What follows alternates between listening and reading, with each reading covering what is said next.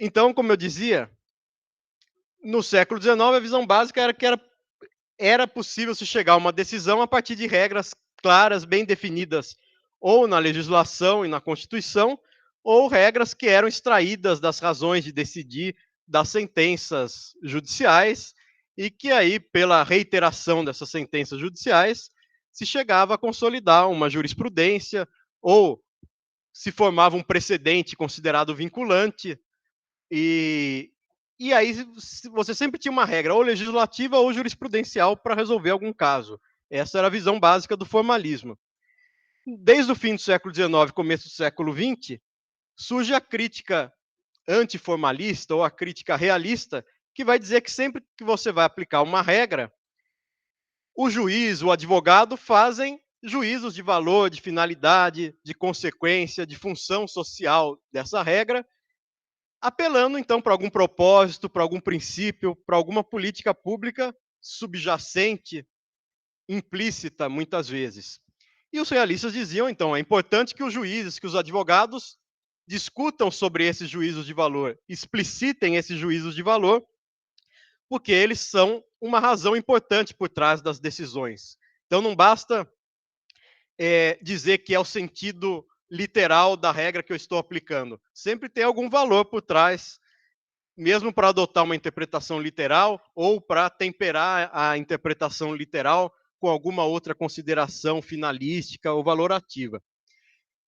E como você pode achar um valor, um princípio, mas também um contraprincípio, como os princípios entram em colisão, as políticas públicas entram em colisão, não resolve totalmente o problema da interpretação jurídica, apelar para esse nível, vamos dizer, superior em abstração ao nível das regras. Você pode ter uma regra ou um conjunto de regras mais ou menos claras, aplicáveis àquele caso, você tem certos critérios para resolver os conflitos de regras, como a prevalência da regra superior, da regra mais específica, da regra posterior. Eventualmente, você abstrai para um nível um pouco mais alto, que é o nível dos princípios, daquelas normas mais indeterminadas, mas também existem conflitos entre esses princípios, entre essas políticas públicas, de modo que a indeterminação do direito, esse era o tema, um dos temas principais aí do realismo jurídico, de modo que a indeterminação do direito se reproduz nesse nível mais abstrato dos valores. Bom, as teorias de princípios, como a do Alex, especialmente do Dworkin, nos anos 60, 70 do século XX, vão tentar dar alguma metodologia, como a gente viu, para resolver de maneira mais objetiva essas colisões de princípios. Quer dizer, para o Alex, existem colisões de princípio, porque os princípios são essas normas muito abrangentes, e você só pode definir o conteúdo definitivo desses princípios num caso concreto. Então, você usa aquele raciocínio da proporcionalidade, que a gente já discutiu, para definir o âmbito de proteção no caso concreto de um princípio em colisão com outro princípio. Como já dei o exemplo aqui, liberdade de expressão versus intimidade, vida privada. E no caso do Dworkin, ele nem fala propriamente de colisão de princípios, mas ele considera que a partir de uma visão teórica, filosófica mais abrangente, eu consigo definir qual é o princípio, qual é o âmbito de proteção mesmo de cada princípio, em abstrato, e com isso eu consigo definir, portanto, qual é a interpretação, eventualmente, de uma determinada regra que eu devo adotar, e eu consigo também rejeitar determinadas regras que não se harmonizem com essa visão moral que eu atribuo a uma determinada ordem jurídica, a partir dos valores que ela proclama na sua Constituição, a partir dos valores que ela reconhece também nas suas decisões judiciais. E aí o Dworkin dizia que, na verdade, a gente parte do direito positivo, o que ele chamava os fundamentos de direito, a gente poderia aqui dizer as regras, depois a gente acha os valores que justificam e se adequam a essas regras, e a gente tem que construir uma visão mais abstrata para definir qual é o valor que melhor explica o sentido, a finalidade, a função de uma determinada regra. E com isso, um juiz pode acabar rejeitando algumas regras positivas, algumas normas que estão na legislação ou que estão na Constituição, eventualmente, como normas que não se adequam àquela unidade de valor, àquela integridade dos valores de uma ordem jurídica. Então, essa seria a última fase de um raciocínio de aplicação, de interpretação do direito, que é o que o Dworkin chamava de uma interpretação reformadora ou uma interpretação construtiva. Mas o fato é, na hora de interpretar o direito, o juiz tem que pressupor que a maior parte do direito positivo se harmoniza, sim, com com os valores reconhecidos por aquela ordem jurídica, com os princípios mais abstratos em sua integração. Mencionei na aula passada, comecei a falar então dos estudos críticos do direito, que vão dizer o seguinte: não, porque sempre que você vai abstraindo, você parte das regras para os princípios e políticas, e desse nível para as teorias mais abrangentes, você cai numa certa visão ideológica. E aí não existe um critério racional para decidir que interpretação eu vou ter, por exemplo, da liberdade de contrato. Se eu vou ter uma visão da liberdade de contrato mais na direção de uma função social, e aí eu vou considerar as desigualdades de poder entre as partes. Se é um contrato de consumo, eu vou privilegiar a posição do consumidor em relação à do fornecedor. Se é um contrato de trabalho, eu vou privilegiar o empregado em vez do empregador. Eu posso ter essa visão. E com isso eu vou privilegiar, por exemplo, o princípio da função social do contrato. Mas eu também poderia, dentro da mesma ordem jurídica, justificar uma visão mais liberal ou libertária que diga: o que importa é a igualdade formal das partes. Se elas assinaram um determinado contrato, por sua livre e espontânea vontade, não cabe ao juiz tentar fazer nenhuma compensação numa relação de consumo ou numa relação de trabalho, por exemplo.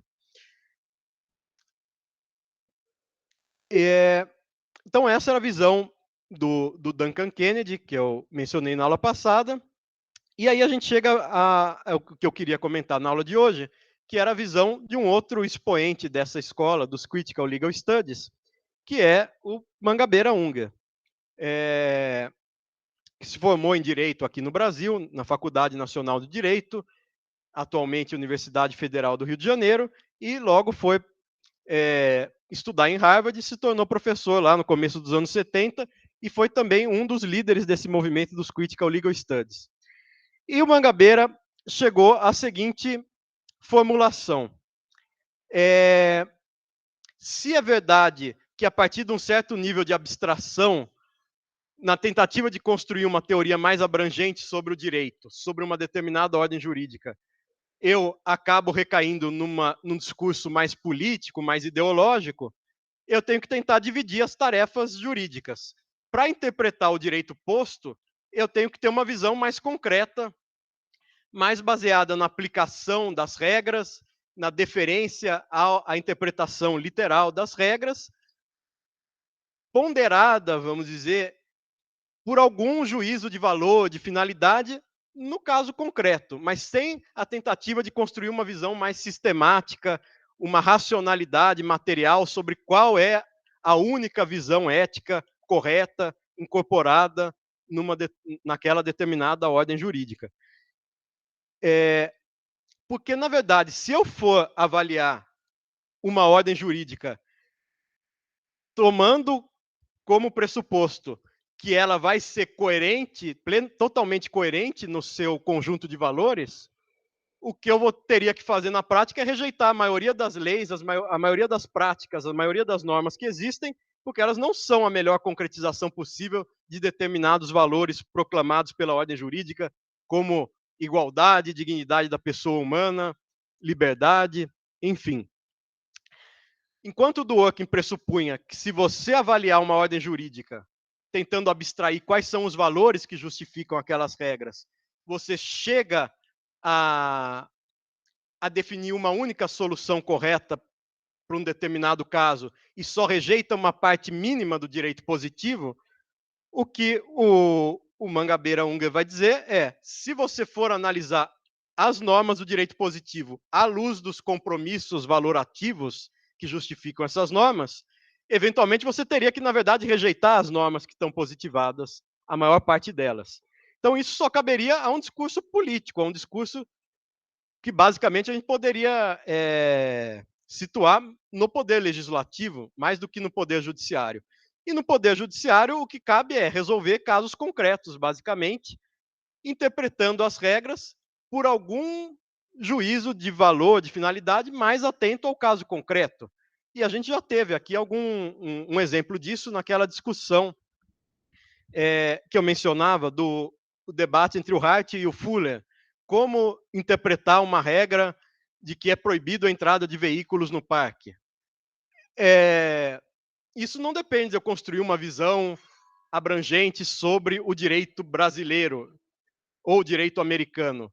Isso depende de eu avaliar qual é o sentido dessa proibição à luz do funcionamento da instituição social, que é o parque, das expectativas que são protegidas por uma proibição da entrada de veículos no parque. E aí eu posso decidir se um patinete é um veículo para essa finalidade, se ele deve ser proibido ou não.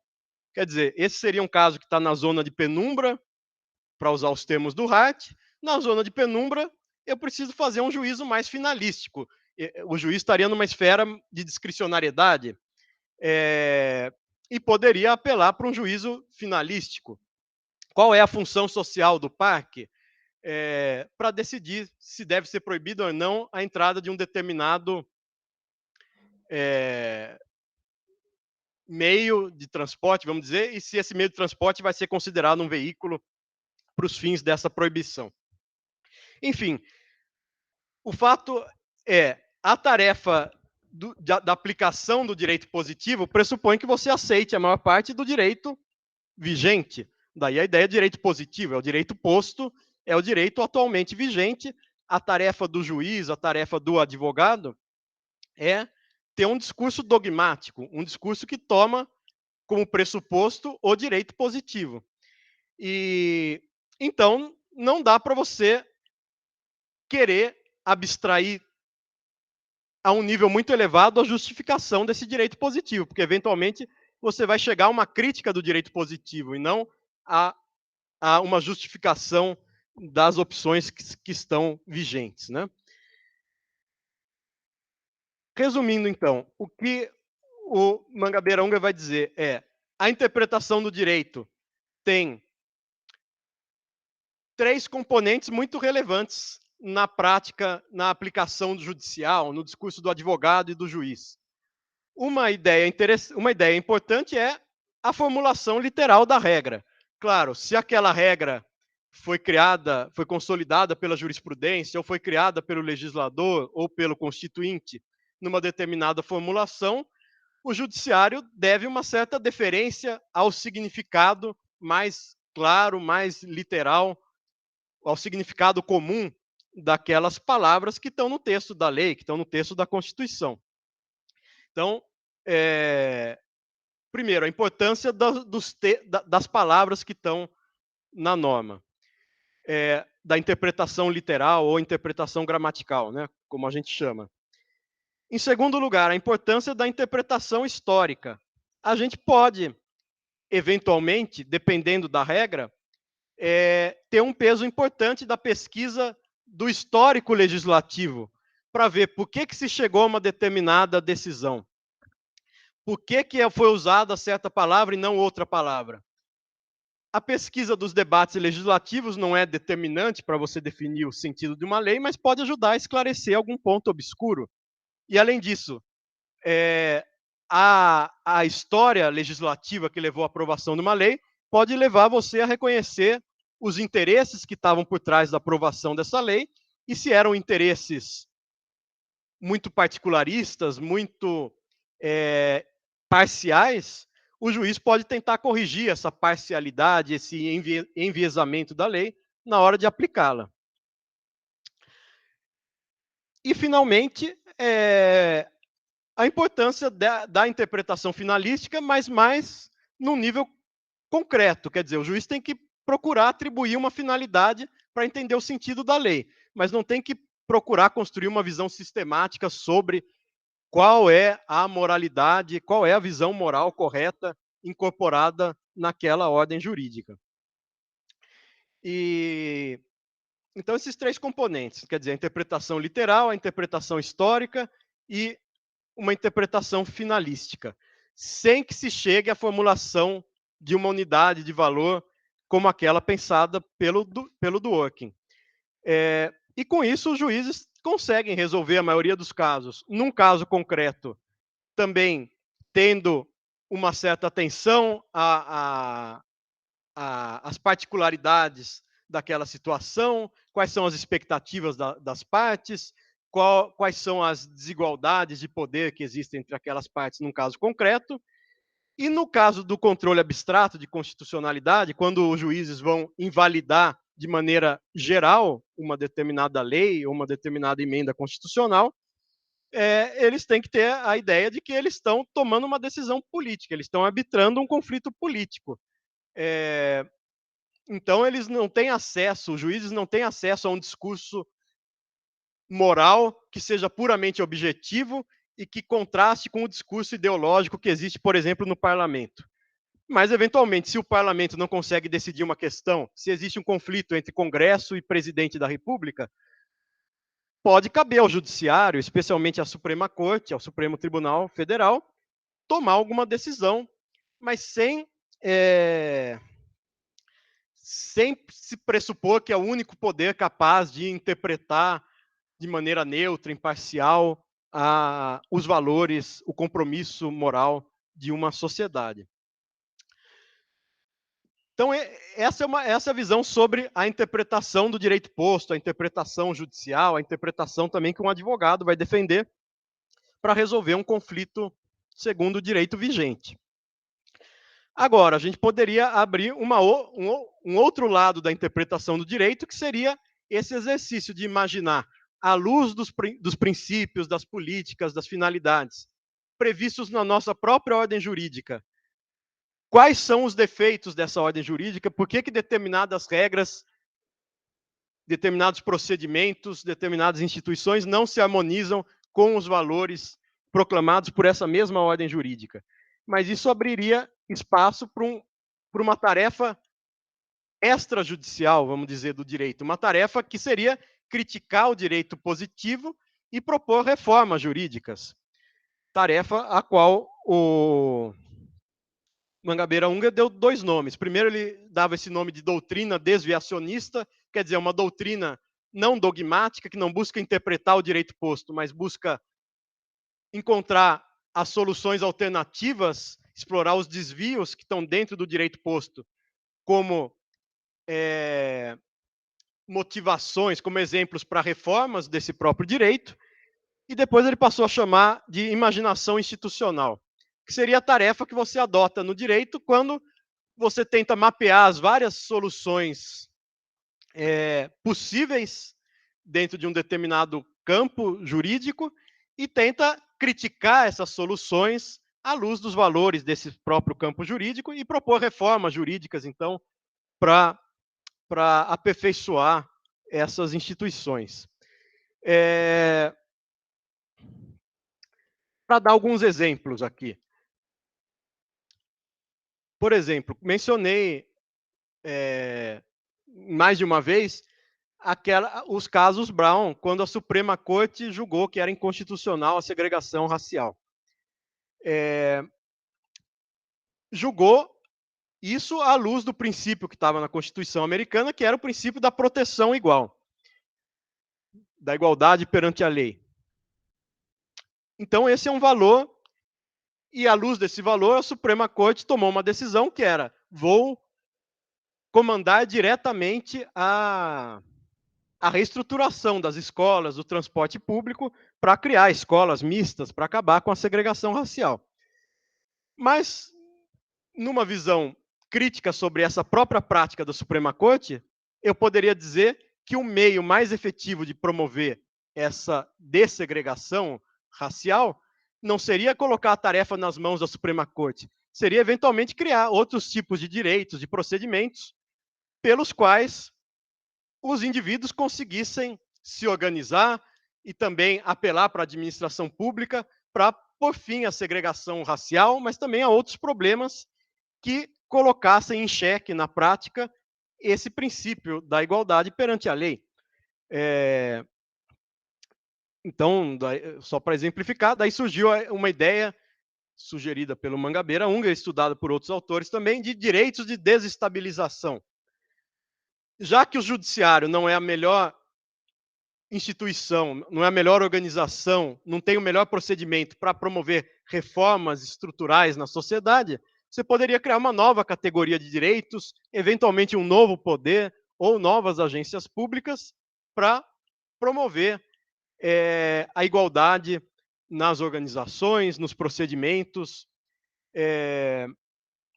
A gente tem um caso semelhante no Brasil. O STF chegou a declarar que a situação das prisões brasileiras configura um estado de coisas inconstitucional. Mas simplesmente fez essa declaração, que não teve nenhum efeito prático. Então, no ponto de vista crítico, a gente poderia dizer: tudo bem, é verdade que o estado das prisões no Brasil é contrário à dignidade da pessoa humana, mas o meio para corrigir essa situação não é a simples declaração de um estado de coisas inconstitucional, é criar uma nova agência pública para fazer a vistoria e a reestruturação das prisões, enfim.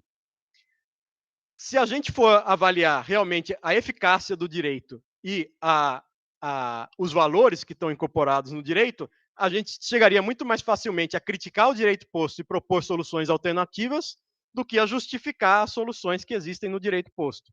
É mais ou menos essa ideia que está por trás desse conceito de imaginação institucional, que envolveria você mapear no direito brasileiro e também no direito comparado quais são as soluções que existem para determinados problemas e fazer uma crítica dessas soluções à luz das próprias finalidades daquele campo do direito, daquele setor jurídico.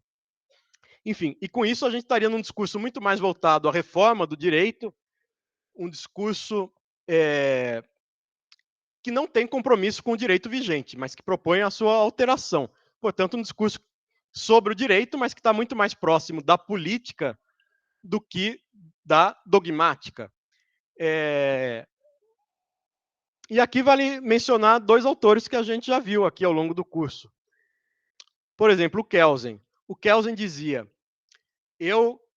a minha teoria pura pretende ser uma ciência do direito. E essa ciência do direito dá certos conceitos gerais que depois vão ser úteis para dogmática jurídica, que é o discurso a partir do direito posto. Mas essa ciência do direito se contrapõe à política do direito, que seria essa proposta, essa discussão sobre alternativas de reforma do direito. O próprio Kelsen, a gente estuda muito a teoria pura do direito, mas ele foi um autor muito importante que propôs reformas importantes, por exemplo, a criação de um tribunal constitucional na Áustria.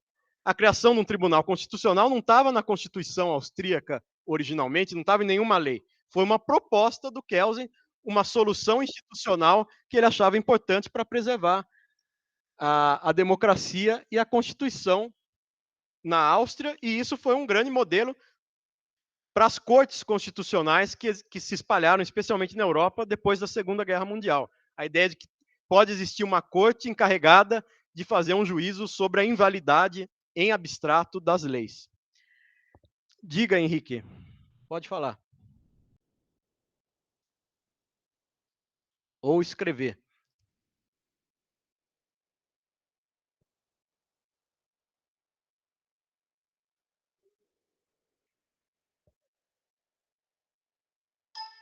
Bom, Henrique, quando quiser, ficou sua mão levantada aqui. O segundo autor que eu queria mencionar para fazer o paralelo com essa ideia de imaginação institucional é o Bentham. A gente viu que o Bentham formulou a ideia do positivismo jurídico no século XIX, justamente criticando o poder dos juízes e dizendo que os juízes muitas vezes extrapolam o que seria a sua mera função de aplicar a lei ou de criar jurisprudência para o caso concreto, eles muitas vezes fazem juízos polêmicos de valor. Então, o Bentham dizia, de um lado, seria importante que o direito inglês fosse cada vez mais baseado na legislação e na codificação, e não nas decisões judiciais, para conter o poder dos juízes, né? Eles passariam a ser meros aplicadores da lei. E, de outro lado, o Bentham tentou formular uma teoria da legislação, uma ciência da legislação, que levou a filosofia, que era, no fundo, a filosofia moral que o Bentham formulou, que é o utilitarismo, aquela ideia de como eu vou ter padrões objetivos para definir quais são as melhores decisões legislativas. E aí ele pensava, as melhores decisões legislativas vão ser aquelas que promovem de maneira mais ampla o bem, a felicidade, o bem-estar, a riqueza da sociedade e que evitam a dor, a privação de maneira agregada, quer dizer, considerando as somas individuais dos prazeres e das dores de cada cidadão daquela comunidade. Enfim, fiz essa menção só para lembrar que o positivismo já nascia no Bentham com essa preocupação de informar a decisão do legislador. Depois, com o John Rawls, o positivismo passou a ser uma teoria geral do direito, preocupada em dar conceitos muito gerais que vão informar a aplicação judicial do direito posto. Mas na origem do Bentham havia essa preocupação com o legislador. E o próprio Kelsen fazia essa distinção entre o que é ciência do direito e o que é política do direito. Bom, então essas distinções têm um correlato nessa proposta do professor Mangabeira Unger, nessa ideia de imaginação institucional. E vocês vão observar ao longo da faculdade que muitas das pesquisas, muitas dos TCCs, das dissertações de mestrado, das teses de doutorado, que são feitas na faculdade, muitas vezes não são interpretações do direito posto, são propostas de reforma de algum dispositivo do Código Penal, do Código Civil, do Código, a proposta de um novo Código Comercial, enfim. Então, esse é um lado do estudo do direito que não resume o direito à aplicação num caso concreto, tomando por dogma o direito vigente. Tudo bem sobre esse primeiro ponto? Diga, por favor.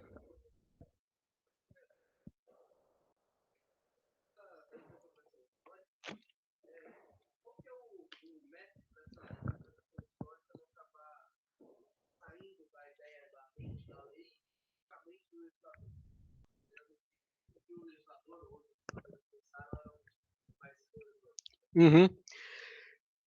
Ótimo. Vou só repetir aqui para quem não ouviu a pergunta sobre como fazer a interpretação histórica dentro desse conflito entre a vontade da lei, que está no texto da lei, e a vontade do legislador, que daria o pressuposto da gente tentar chegar à mente do legislador, aquilo que o legislador estava pensando. E com a dificuldade adicional importante de que não é um legislador que cria a lei, né? É um colegiado. A gente teve, no primeiro semestre, eu dei uma disciplina de leitura de filosofia do direito, a gente leu um livro que chama Argumentação Legislativa, do Manuel Atienza, que é um professor espanhol, e a gente teve um seminário, que também está gravado aí, seminário USP-UNB de Teoria do Direito, com uma advogada do Senado Federal, que também é professora da Universidade de Brasília, e que discute a argumentação legislativa, quer dizer, o fato de que também no legislativo existe uma interpretação do direito, existe uma argumentação sobre o direito, e ela também tem escrito sobre o papel dessa interpretação histórica.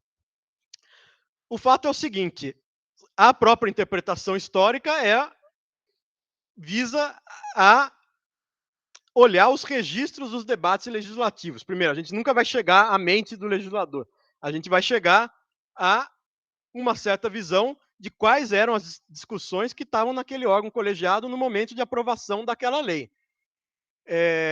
Isso pode ser mais relevante para alguns problemas, para alguns setores do direito, do que para outros.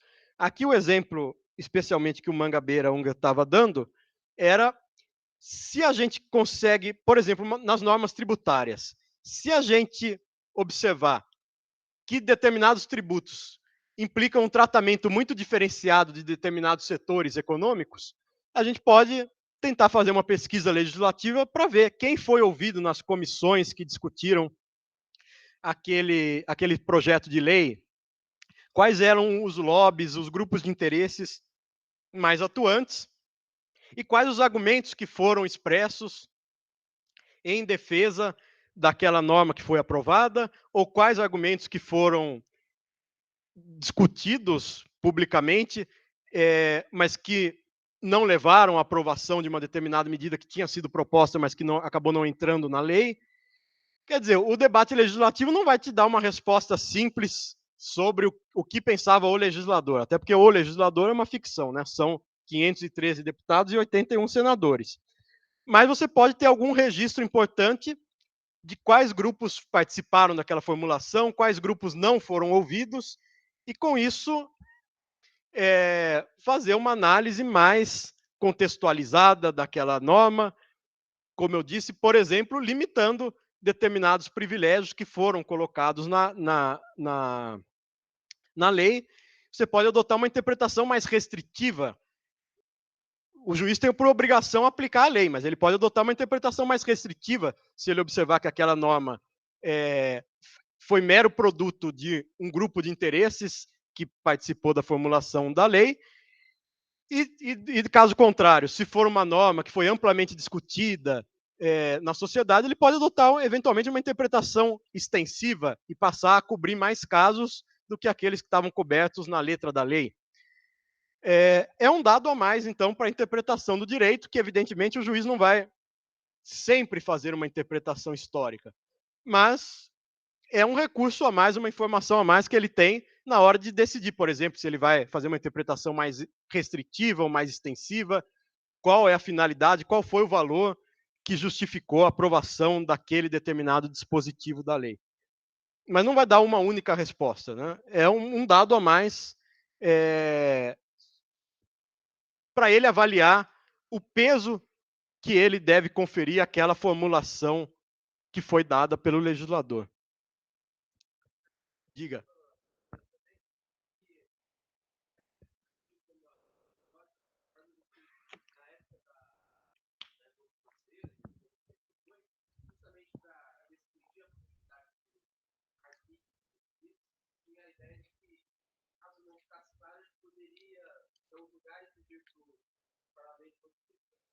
Uhum, uhum.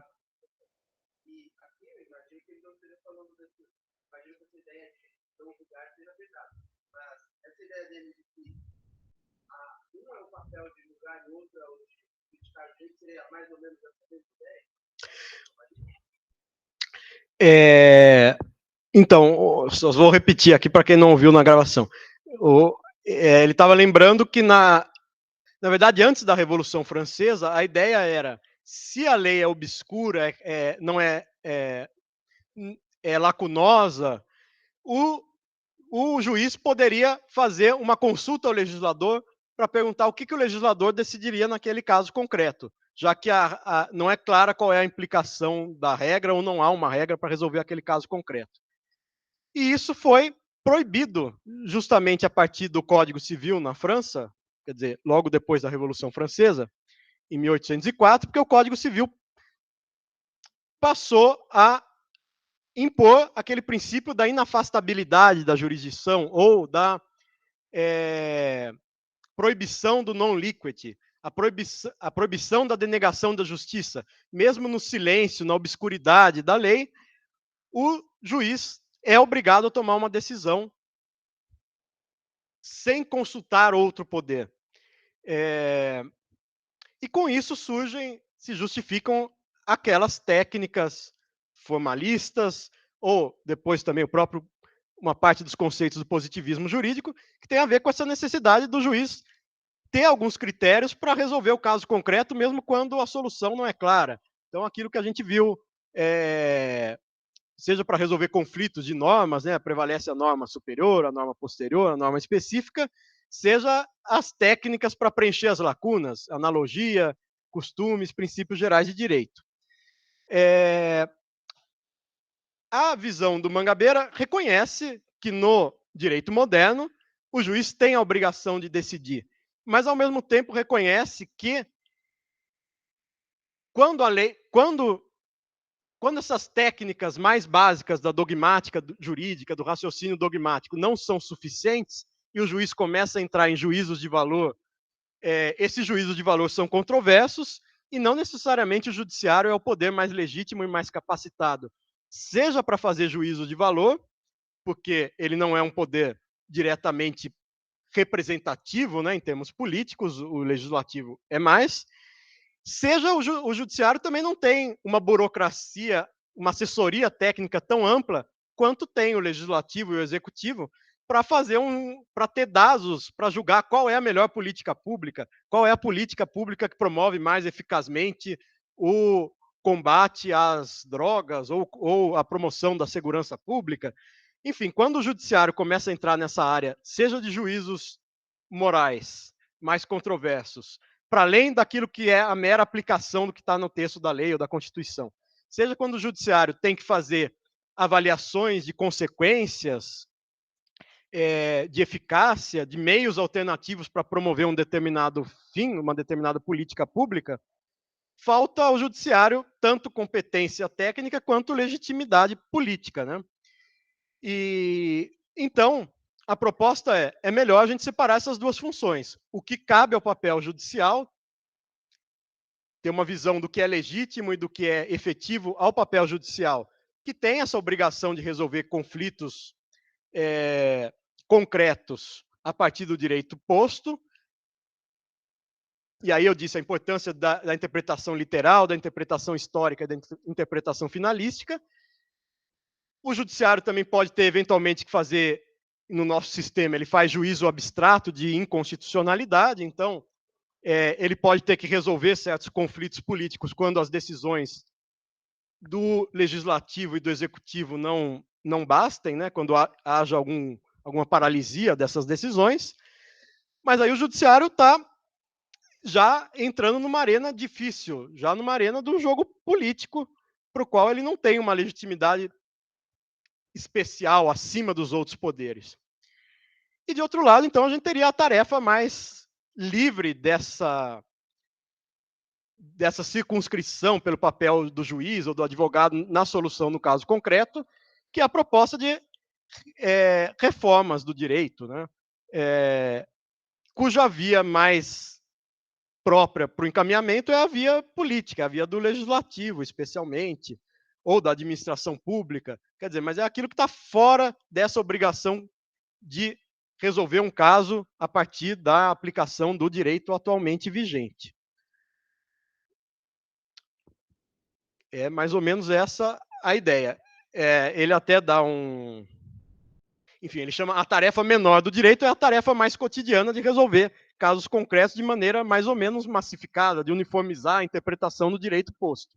A tarefa maior do direito seria essa tarefa de pensar a reforma das instituições, quer dizer, os debates que a gente tem sobre se o Brasil deve adotar um semipresidencialismo, se o federalismo brasileiro deve implicar que todo o Estado tem as mesmas prerrogativas, ou se pode abrir mais margem de escolha para alguns estados em detrimento de outros, como organizar a cooperação entre os estados.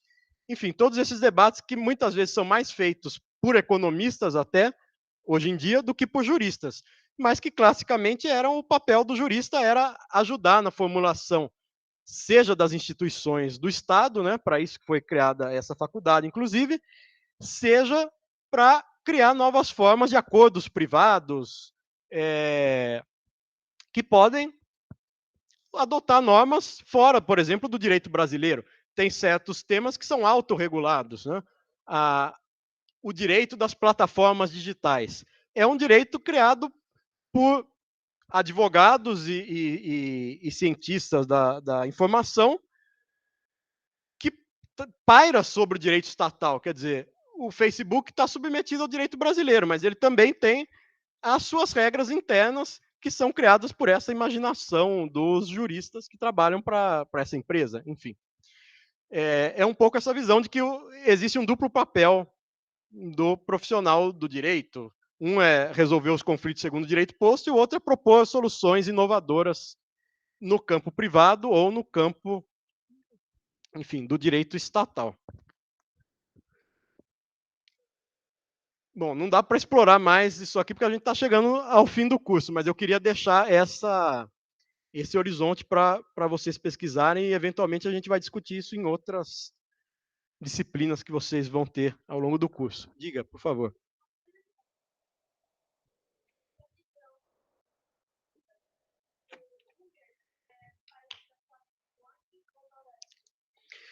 Então, só o Dworkin faz essa distinção clara entre o que é princípio, entre o que é política pública, e diz que princípio tem a ver com direitos individuais, que são exigidos por uma questão de justiça, independente das consequências, e política pública seria uma finalidade a ser promovida no interesse coletivo. Por exemplo, então, respondendo à sua pergunta, o Unger não faz essa distinção entre princípio e política pública, nem para o Alexis essa é uma distinção importante, nem para os realistas americanos. É o Dworkin só que propõe essa distinção clara entre o que é princípio e o que é política pública. Por exemplo, no artigo 1º da nossa Constituição, ela diz: a República Federativa do Brasil tem como fundamentos a soberania, a cidadania, a dignidade da pessoa humana. E o artigo 3º diz: são objetivos fundamentais do Brasil construir uma sociedade livre, justa e solidária, garantir o desenvolvimento nacional, erradicar a pobreza. Tudo isso, para a maioria dos autores do direito, são valores, são finalidades. Eles não vão fazer uma distinção entre o que é princípio e o que é política pública. Se a gente fosse adotar a divisão do Dworkin, a gente diria: a dignidade da pessoa humana é um princípio de justiça. Não me interessa qual é a solução mais eficiente, por exemplo, interessa que a dignidade da pessoa humana tem que ser respeitada. Propriedade privada é um direito individual, é uma questão de justiça. Não me interessa se eu tenho não estou dizendo que o Dworkin diga isso no caso concreto, mas estou dando o exemplo do que seria uma visão de princípio. Não interessa se eu tenho um latifúndio, e ele seria mais bem aproveitado se eu deixasse o movimento do Sem Terra ocupar e criar uma cooperativa dentro daquelas terras. Porque existe um princípio de justiça que garante a propriedade privada. Não depende dessa propriedade ser a mais produtiva possível. Depende de proteger um valor, um direito individual. Isso seria um princípio. A visão de política pública seria aquilo que promove o bem-estar da comunidade. Então, aí eu tenho que pesquisar qual é o melhor meio de erradicar a pobreza e a marginalização no Brasil. Quais são os melhores meios para promover a finalidade do desenvolvimento nacional? Isso seriam típicas políticas públicas. Mas essa divisão só é importante na teoria do Dworkin, pelo menos dentre aquelas que a gente viu aqui. Caio, pode falar. Bom dia, professor. Você me escuta? Sim, todos escutamos aqui. Pode falar. Perfeito. A principal diferença entre a teoria do Dworkin e a teoria do Alexis, no tocante ao trabalho com os princípios, vai ser que o Alexis ele nunca vai falar que você pode, assim, deixar um princípio de lado e acolher outro. Nessa questão até de que um se sobrepõe ao outro. Enquanto o Dworkin ele vai falar que não, você pode ter um ranking assim de princípios, uma hierarquia. Você pode preferir um em relação ao outro. Isso, quer dizer, para o Dworkin você já tem até uma... Primeiro, os princípios estão acima das políticas públicas, porque os princípios não estão sujeitos a esse juízo de finalidade, de consequências. Eles são valores a serem garantidos de maneira incondicional, vamos dizer. E, além disso, você consegue, numa visão abstrata da Constituição, já chegar a definir qual é o âmbito de proteção de cada princípio e, por exemplo, supor que nos Estados Unidos a liberdade de expressão vale mais do que a proteção da intimidade. independentemente das situações mais circunscritas no caso concreto. Você tem uma hierarquia, você tem uma distinção entre princípio e política, tem uma hierarquia, princípios valem mais que políticas, e você consegue já determinar o âmbito de proteção de cada princípio sem a necessidade de fazer um juízo da colisão de princípios no caso concreto. Quer dizer, propriamente para o Dworkin não existe colisão de princípios, porque você já sabe qual é o âmbito de proteção de cada princípio, então não tem colisão.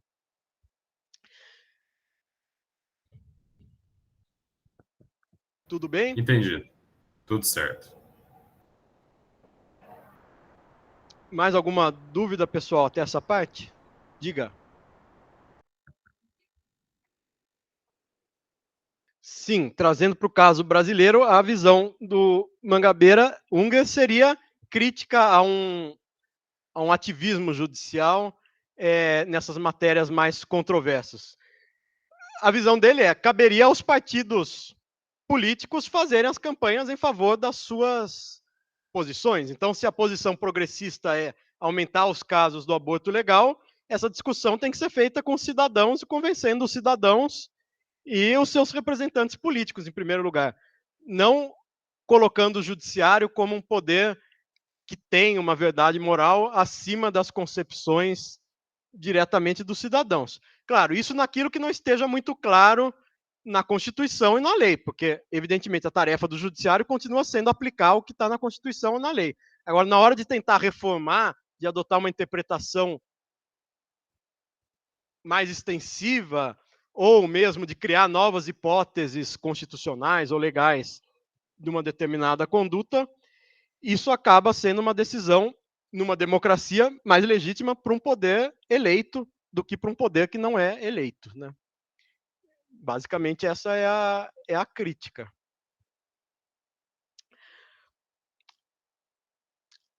Agora, tendo feito esse percurso, quer dizer, os realistas falavam da indeterminação do direito porque envolve juízos de valor e finalidade. Dworkin disse que é possível construir um discurso moral objetivo para fazer esse juízo de valor e, portanto, o judiciário pode fazer esse juízo de valor porque não existe nenhum poder mais capacitado do que o próprio judiciário para fazer essa argumentação pública racional. E vem a crítica desses autores dos Critical Legal Studies que vão dizer, não, se a discussão chega a esse plano da valoração de valores, das discussões morais, a gente sempre vai ter opções ideológicas concorrentes. Então, num caso concreto, ou o juiz vai ser um militante e vai fazer discurso ideológico, ou ele vai simplesmente aplicar o direito temperado por alguma avaliação de finalidade no caso concreto, mas sem se preocupar em chegar a formular qual é a visão moral abrangente daquela sociedade. Entre essa pretensão de que o judiciário, de que um juiz é capaz de chegar a uma resposta moralmente correta, a ideia do Dworkin, e de outro lado, a crítica de que, no fundo, o discurso judicial pode acabar recaindo numa escolha meramente subjetiva, porque, no fundo, o discurso jurídico pode recair no discurso ideológico, que era a visão do Critical Legal Studies, mas que tem essas duas posições, né? Quer dizer, a posição do Duncan Kennedy o discurso jurídico, no fundo, vira discurso ideológico, então é bom que o juiz seja um militante a favor de uma posição progressista.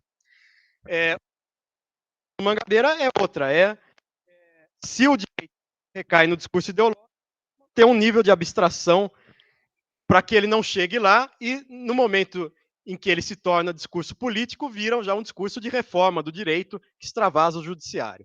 Bom,